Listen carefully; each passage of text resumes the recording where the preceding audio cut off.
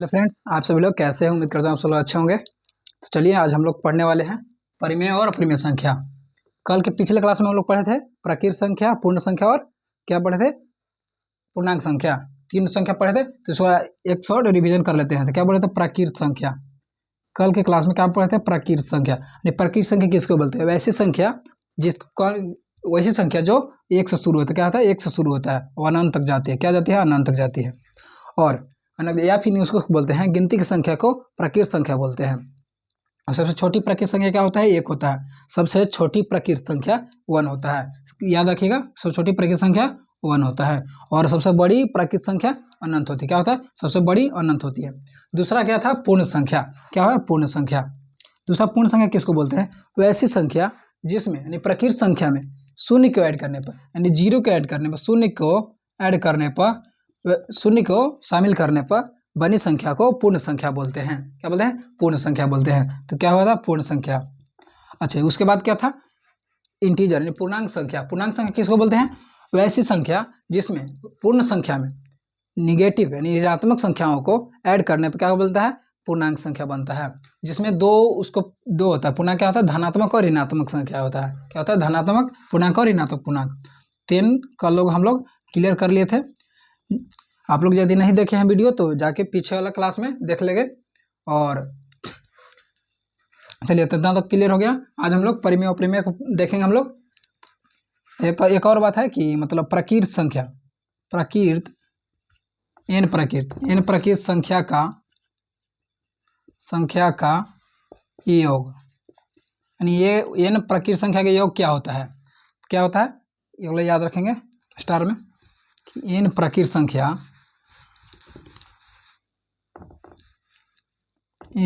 संख्या का योग क्या होता है? तो क्या होता है? n इंटू एन प्लस 1/2 होता है। ये हम लोग याद रखिएगा आप लोग। क्या होता है? n प्राकृत संख्याओं का योग क्या होता है? n इंटू एन प्लस 1/2 होता है। इसी प्रकार से क्या होता है? n पूर्ण संख्या, n क्या होता है? n पूर्ण संख्या का योग क्या होता है? n पूर्ण संख्या का योग क्या होता है? n पूर्ण संख्या का योग क्या होता है? इसी प्रकार n इंटू एन माइनस 1/2 क्या होता है? n इंटू एन माइनस 1/2 होता है। चलिए तो आज हम लोग पढ़ेंगे परिमेय संख्या। ये लोग याद रखिएगा। चलिए आज हम लोग परिमेय और अपरिमेय को समझेंगे।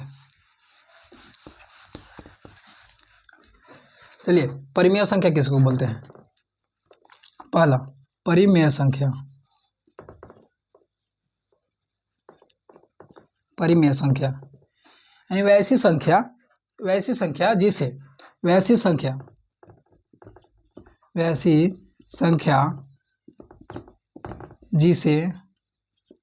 क्या है? P/Q के रूप में लिखा जाता है। P/Q के रूप में लिखा जाता है।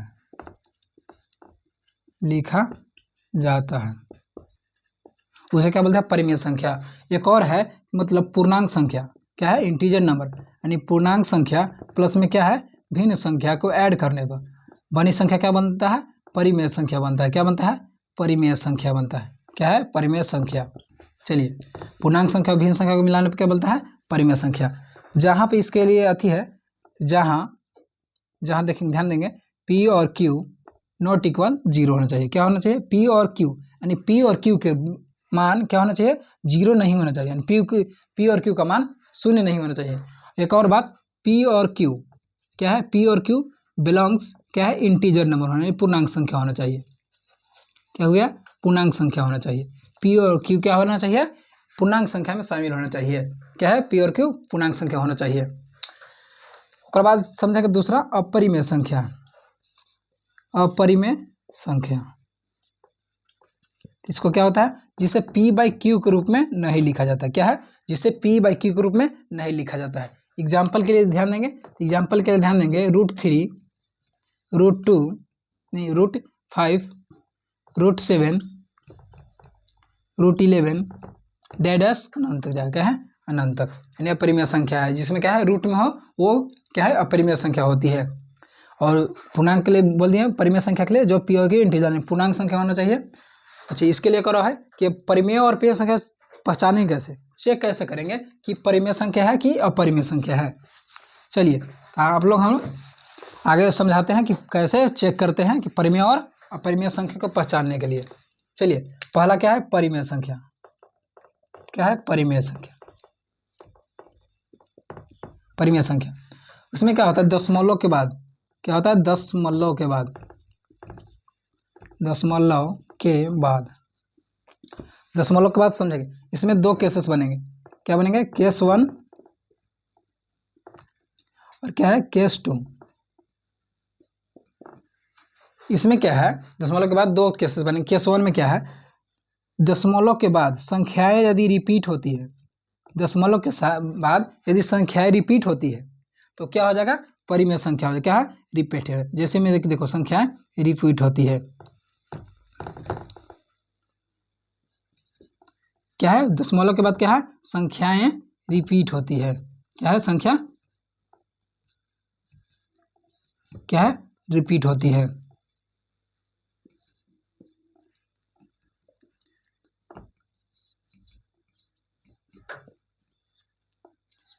संख्या क्या है? दशमलव के बाद संख्या क्या है? रिपीट हो रहा है। और दूसरा में क्या है? क्या है? ये संख्या रिपीट होगा तो क्या हो जाएगा?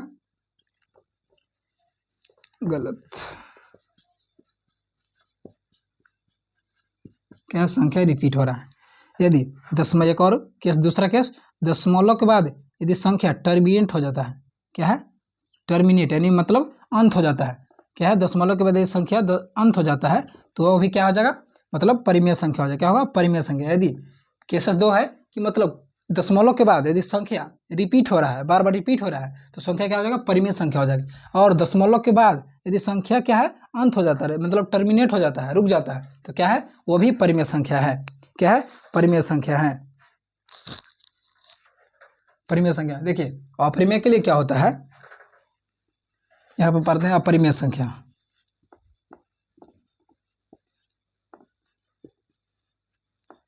अपरिमेय संख्या इसमें क्या होता है? इसमें होता है कि संख्या क्या होता है? इसमें संख्या ना तो रिपीट होता है। अपरिमेय क्या में होता है? ना तो संख्या रिपीट हो रही है। क्या है? संख्या नहीं तो रिपीट हो रही है और नहीं तो टर्मिनेट हो रही है। क्या हो जाएगा? नहीं तो रिपीट, नहीं तो टर्मिनेटिंग, तो क्या हो जाएगा? अपरिमेय संख्या हो जाएगा। जैसे यहाँ रिपीट नहीं हो रहा है, संख्या रिपीट और नहीं तो टर्मिनेट हो रही, तो क्या हो जाएगा? अपरिमेय संख्या हो जाएगा। जैसे इसमें क्या होता है? एक और है नोट पॉइंट, मतलब पाई कौन सी संख्या है? क्या है? पाई क्या है? पाई एक अपरिमेय संख्या हो जाएगा। क्या होगा? पाई एक अपरिमेय हो जाएगा। क्या हो जाएगा? पाई एक अपरिमेय संख्या हो जाएगा। उसी बात एक और है कि 22/7 कौन सी संख्या होता है? 22/7 क्या होता है? परिमेय संख्या होता है। क्या होता है? परिमेय संख्या। ये दोनों की याद रखिएगा।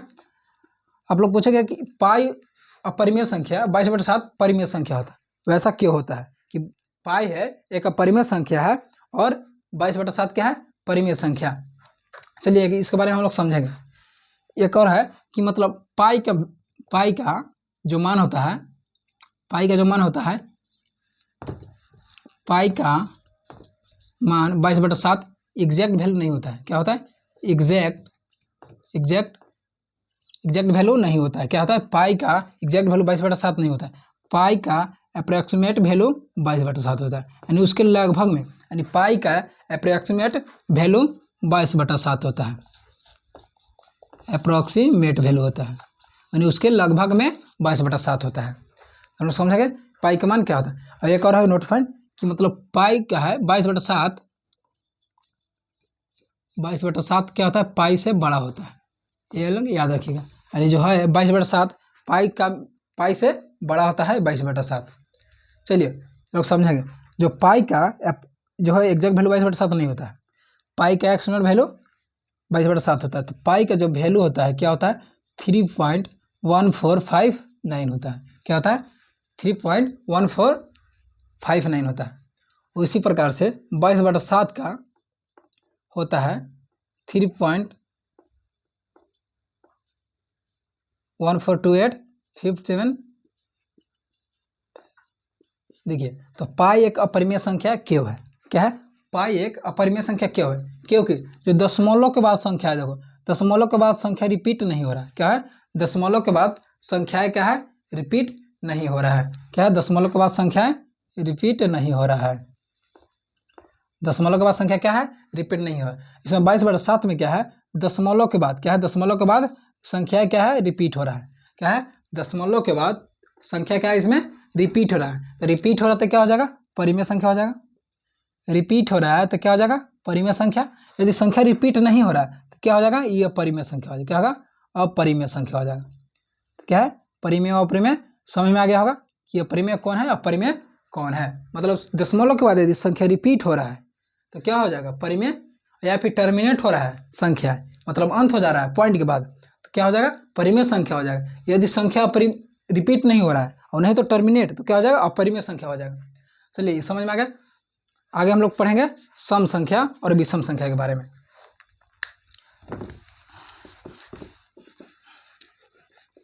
आगे हम लोग पढ़ेंगे सम संख्या और विषम संख्या। इतना समझ में आ गया होगा। चलिए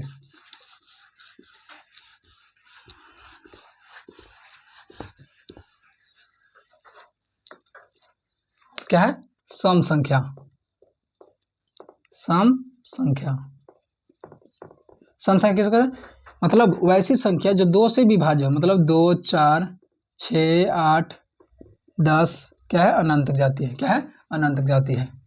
तो क्या होगा, सम संख्या हो जाएगा। क्या हो जाएगा, सम संख्या। दूसरा देखेंगे विषम संख्या। क्या होगा, विषम संख्या मतलब ऑड नंबर। क्या है, विषम संख्या।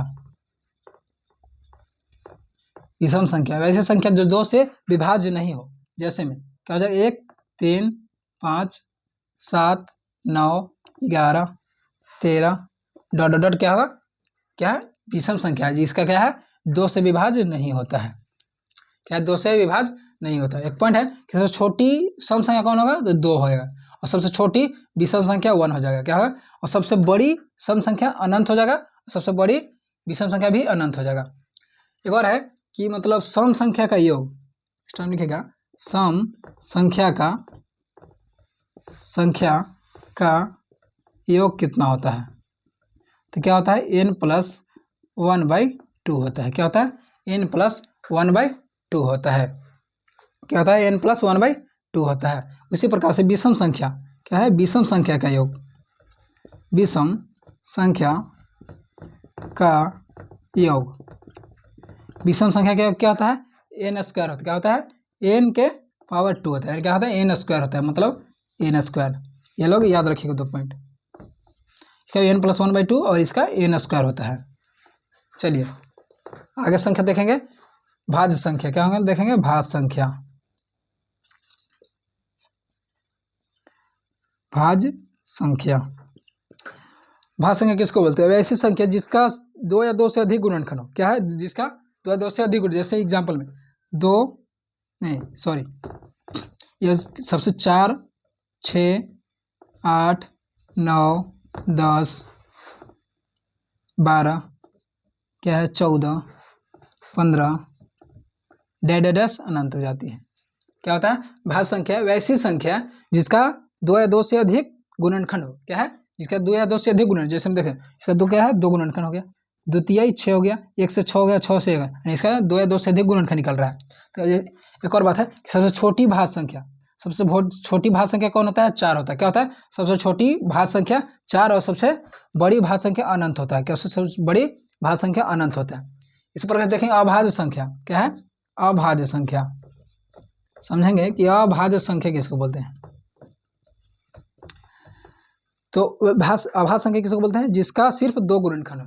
एग्जाम्पल में एक याद रखिएगा, 2, 3, 5, 7, 11, 13 डैश अनंत तक। मतलब सबसे छोटी अभाज्य संख्या क्या होता है, 2 होता है। क्या होता है, सबसे छोटी अभाज्य संख्या 2 होता है। एक याद रखिएगा कि 1 जो होता है, एक जो होता है, न तो भाज्य संख्या होती है और नहीं तो अभाज्य संख्या, और नहीं तो अभाज्य संख्या। जो एक जो है न तो भाज्य संख्या है और न तो अभाज्य संख्या है, ये याद रखिएगा। एक जो न तो भाज्य और न तो अभाज्य संख्या है। आगे देखेंगे संख्याएं, क्या कहेंगे, सभाज्य संख्या। क्या है, सअभाज्य संख्या। क्या देखेंगे, सअभाज्य संख्या।